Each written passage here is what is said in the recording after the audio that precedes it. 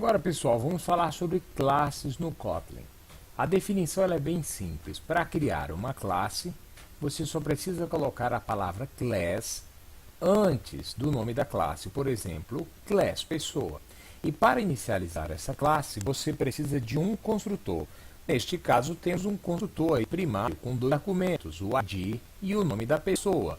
E se você quiser colocar outros construtores, chamamos eles de secundário.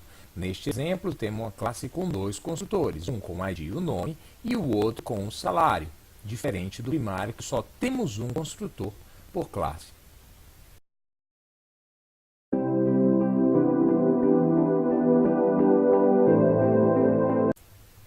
Neste exemplo, pessoal, vamos ver o que acontece quando uma classe tem um construtor primário.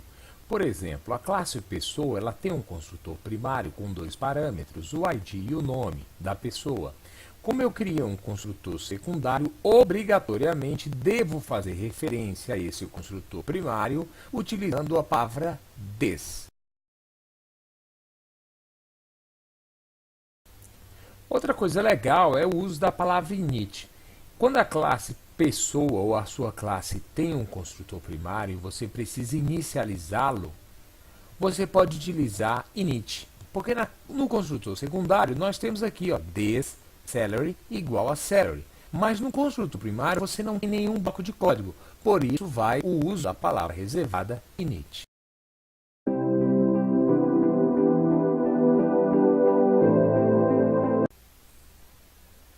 Bem, outras dicas sobre construtores é que no Kotlin, quando você não define um construtor, automaticamente um construtor sem parâmetros é criado para você, assim como também no Java. E se o seu construtor não deverá ser exposto, use a palavra reservada private antes. E quando você não define um tipo base, o tipo padrão é o N aí no Kotlin. Agora, para definir um tipo base, você precisa da palavra open, por exemplo, aqui na classe pessoa. Ela é uma classe base da classe pessoa física. Daí, no construtor da pessoa física, eu vou fazer o acesso ao construtor da classe pessoa utilizando a palavra super.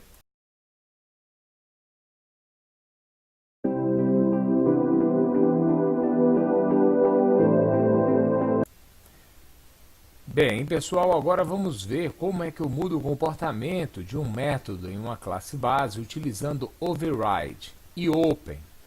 Vimos que open pode ser utilizado na classe para que ela possa ser dada. Neste exemplo, na classe pessoa, tem o open no método info, que vai retornar o first e o last name definidos aqui na pessoa. Já a pessoa física, fazendo referência ao construtor da classe base, com seus três parâmetros, ID, first name e last name, eu tenho também na pessoa física o método info, que eu quero mudar o comportamento. Aqui eu tenho duas dicas. Primeiro é o override para mudar o comportamento e também o baseInfo para chamar o conteúdo da classe base seguido do CPF que eu tenho apenas na pessoa física. Eu também tenho uma opção de evitar que um método seja sobrescrito utilizando a palavra reservada final.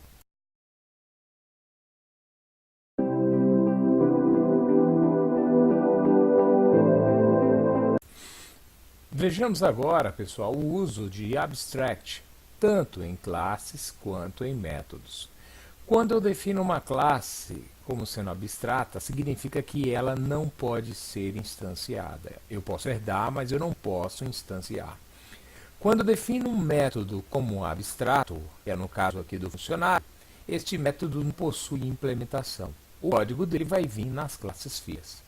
Por exemplo, eu tenho aqui uma lista de requisitos, que é de funcionário, e aí eu defino o salário dele como 5.000. Coloco a implementação. Já o desenvolvedor Java, 7.000. E o .NET, 7.001 reais. E agora na instância, escolhi desenvolvedor Java, e aí o salário impresso vai ser o valor configurado.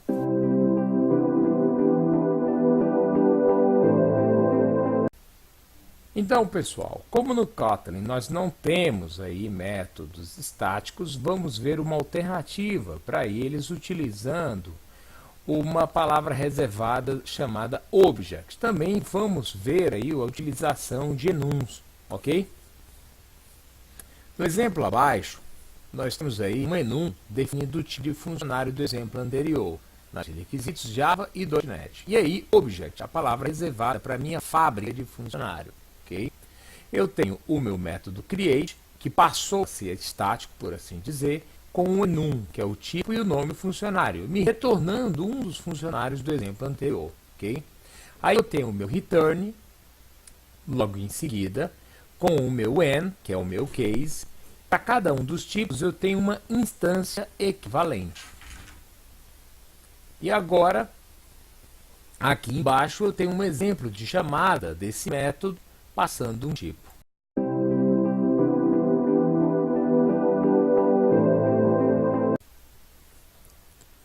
Vamos falar sobre Companion Objects e Data Class. Os Data Class são classes que contêm informações como beans, TOs no C# que trafegam entre layers. O meu Service Type tem duas informações, o ID e o nome do serviço. E o meu Provider tem um Companion Object que transforma o conteúdo dele em estático. Ele me retorna uma lista de serviços e nesse caso eu tenho dois serviços definidos. E aí tenho o resultado dessa lista chamando services de forma estática.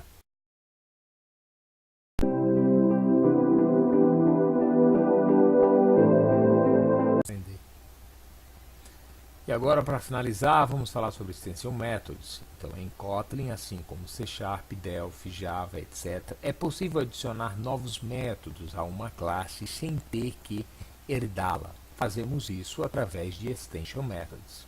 O Service Type, lá o nosso Data Class, ele tem um ID, um nome e um valor. O meu Provider tem uma lista de serviços. Esses serviços com ID, nome e valor.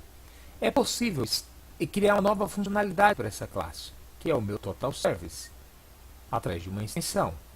Então, o que eu vou fazer? Service Provider, pego os serviços, faço um map para o campo valor, retorno a soma. Simples assim. E aí, embaixo aqui, eu faço a chamada